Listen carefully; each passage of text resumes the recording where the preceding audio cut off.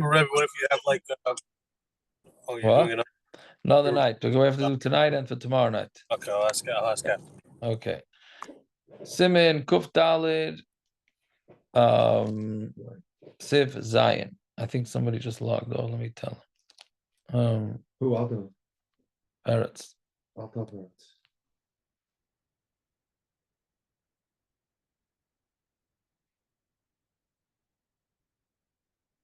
Told him.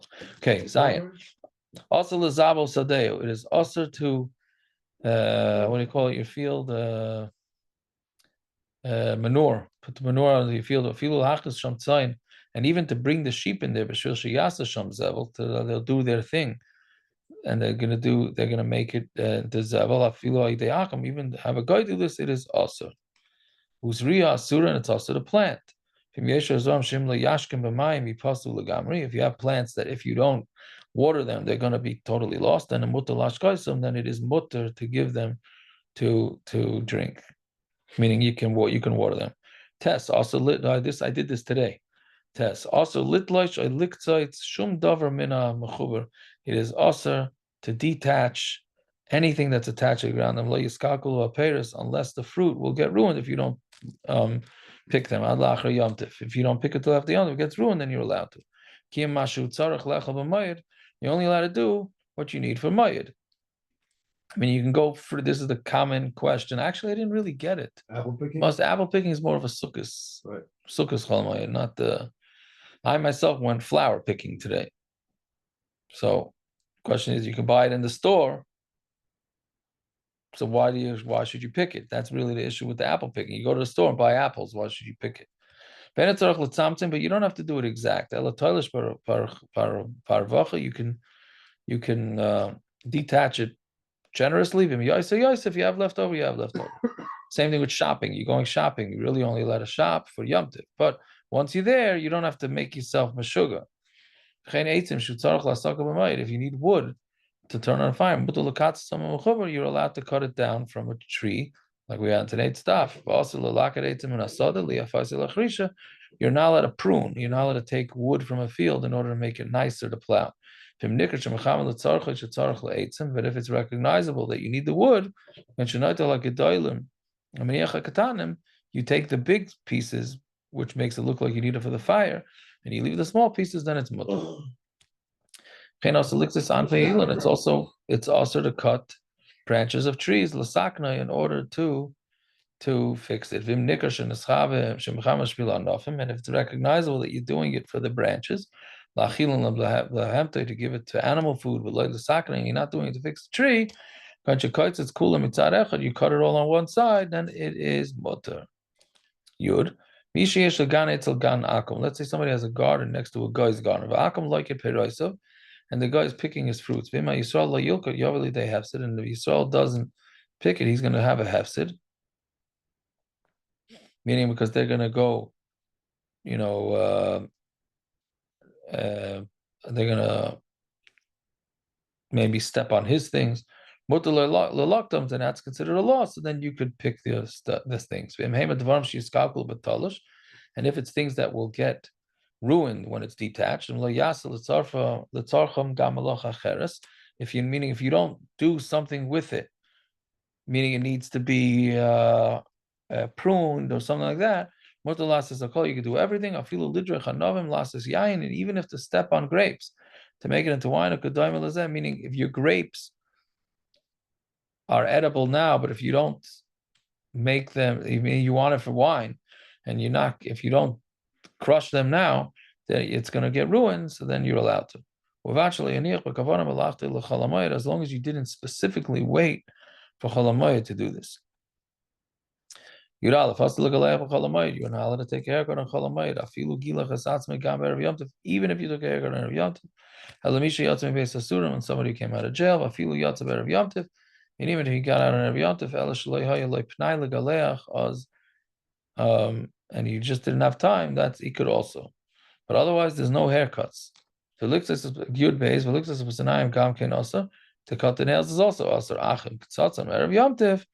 If you cut them on Yom Tov, then you can cut them also on Cholamoyed. Woman going to the mikvah, Mutaris is also mutar. Yud Gimel also l'chabes shum davar afilu tzarech hamayir. You're not allowed to do any laundry, even l'tzarech hamayir. Ela im loy haya efshalei b'shum oifen l'chabes kaidem yontav, unless you couldn't do it before yontav. That's all the traveling people. They travel and they don't have enough clothing, etc. And you have the cloths or the shmatas that you use to wipe down the kids.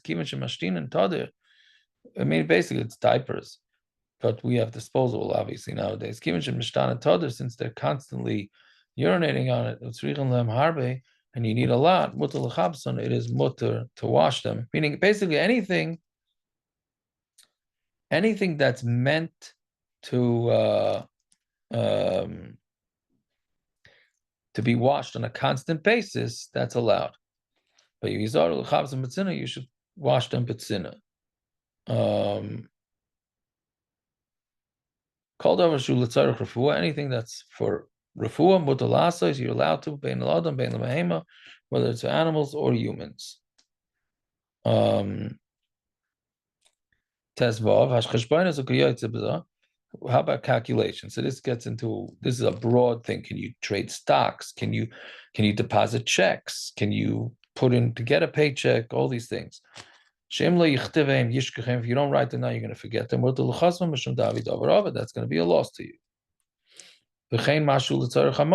And anything you need to write for mayid, let's say checks, credit cards, bowling scores, that was in the old days, recipes.